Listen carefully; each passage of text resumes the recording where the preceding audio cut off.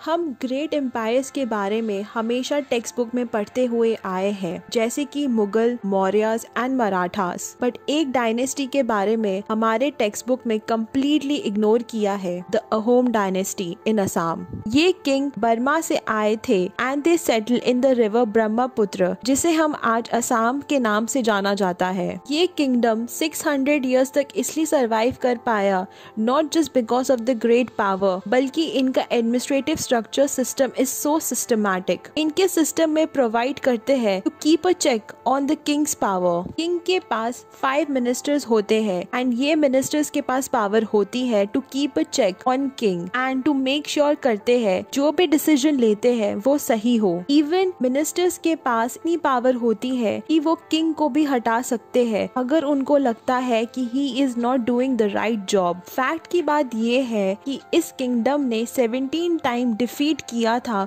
Mughals को, क्योंकि Mughal empire एक राज्य नहीं, एक पूरा साम्राज्य था जो ऑल ओवर द इंडिया को अपना स्टेटहुड लेना चाहता था। औरंगजेब के टाइम पर Mughals was not very tolerant as we count the tolerance जो अकबर के पीरियड में था। नॉर्थ ईस्ट के कल्चर को सेव करने के लिए मुगल्स को रोकना जरूरी था, मगर मुगल्स इतना इंटरेस्टेड क्यों थे असम को कैप्चर करने के लिए? इसके पीछे रीजन था ब्रह्मपुत्र का रिवर एंड वहाँ की जमीन के लिए। वो जमीन इतनी फर्टाइल है कि लोग आते हैं, वहाँ की मिट्टी को ले जाते हैं एंड अपनी फार्मिंग की जमीन पर उसे यूज करते हैं, बिकॉज बिलीव ये है कि मिट्टी की वजह से फार्मिंग अच्छी हो जाती है। नॉर्थ ईस्ट पर कंट्रोल करने से मुगल को trade route of eastern Asia पर भी कंट्रोल मिल जाएगा। इन 1615 टू 1682 असम पर मुगल्स ने काउंटलेस टाइम अटैक किया था, बट ऑन 1667 पर Ahom lost to the Mughals, जो कि एक मेजर ब्लो था टू अहोम एम्पायर के लिए and they had to pay 3 lakh as a war indemnity. उन्होंने कैपिटल गुवाहाटी से भी हाथ धोना पड़ा एंड 2 अहोम प्रिंसेसेस को भी कैप्चर किया as hostage by Mughals. War battlefield में एंड नहीं होते, बहुत ऐसे लोग भी सफर करते हैं जो इन सब का पार्ट नहीं होते। वैसे बहुत सारे बैटल हुए थे, बट एक बैटल जो अहोम डायनेस्टी को एज अ हिस्टोरिकल बनाता है, the battle of Saraighat and the greatest army general of India which is Lachit Borphukan. Lachit Borphukan won the battle against the Mughal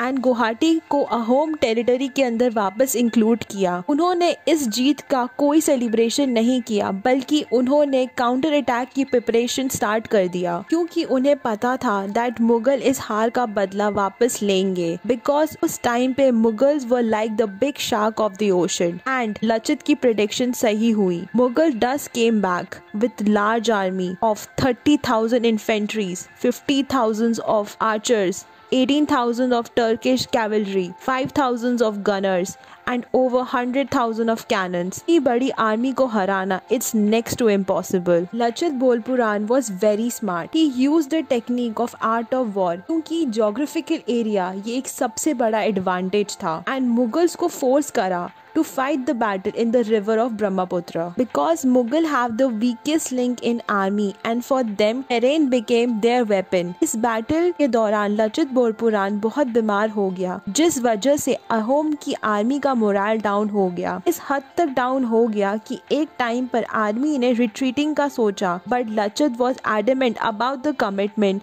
जो उसने अपने किंग को दिया था एंड ये बात उसने अपनी आर्मी को भी कहा and they won the battle. उसने ये लड़ाई नहीं लड़ी थी for religion, leadership and for the glory, बल्कि उसने ये लड़ाई लड़ी थी अपनी जमीन, लोगों के लिए एंड ये थी उसकी ग्रेटनेस। और उसी ग्रेटनेस को सेलिब्रेट करते हैं 24th of November आज लचित दिवस इन असम। एनडीए में बेस्ट कैडेट को गोल्ड मेडल दिया जाता है लचित के नाम से। अहोम किंग्स में क्या यूनिक है? उनकी यूनिक क्वालिटी थी कि वो बहुत टॉलरेट थे सारे धर्मों को लेकर। ये किंगडम बाहर से आए थे और ये किंग्स आए थे इंडिया नॉट टू रूइन और इंसल्ट द एग्जिस्टिंग कल्चर, बल्कि उन्होंने हमारे कल्चर एंड ट्रेडिशन को एक्सेप्ट करा और और इस वजह से ये किंगडम एक इंडिया का पार्ट बन गया। जो 7 सिस्टर्स में से एक सिस्टर असम भी है, बट ये डेवलपमेंट अभी भी एक मेजर प्रॉब्लम है जो कि इनकम्प्लीट है, जैसे कि रेल रोड, फ्लड कॉज,